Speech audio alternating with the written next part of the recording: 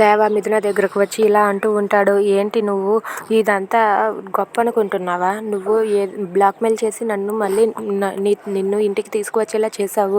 అందుకే ఇప్పుడు నువ్వు చట్ట ప్రకారంగా నీ మెడలో తాళి పడింది, చట్ట ప్రకారంగా నువ్వు నా భార్యవి అని నువ్వు అనుకుంటున్నావు కదా. అందుకే నేను కూడా అదే చట్ట ప్రకారం చేయాలనుకుంటున్నాను. అదేంటంటే చెప్తాను విను. నువ్వు చట్ట ప్రకారంగా నువ్వు నా భర్తవి, నేను నీ భార్యని అని చెప్పి అంటున్నావు కదా. అందుకే ఇప్పుడు నేను కూడా చట్ట ప్రకారంగా నేను నీకు విడాకులు ఇవ్వబోతున్నాను. విడాకులు ఇచ్చేస్తే ఇప్పుడు నువ్వు రోడ్డున పడతావో, మీ ఇంటికే వెళ్తావో, బయట నిరాహార దీక్ష చేస్తావో, ఏం చేస్తావో చేసుకో. ఆ తర్వాత నీ ఇష్టం.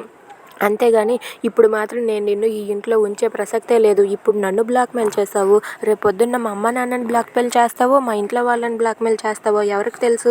అందుకే నువ్వు మాత్రం ఈ ఇంట్లో ఉండడానికి వీల్లేదు. ఇప్పుడే లాయర్ని పిలిపించాను, అతను వస్తున్నారు.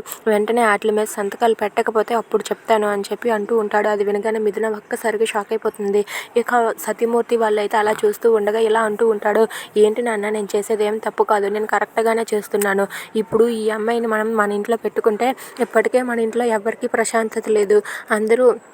అందరూ కూడా చాలా భయపడుతూ ఉన్నారు. ఈ అమ్మాయి కానీ ఇంట్లో నుండి వెళ్ళిపోతే అందరం కూడా ప్రశాంతంగా ఉంటాము.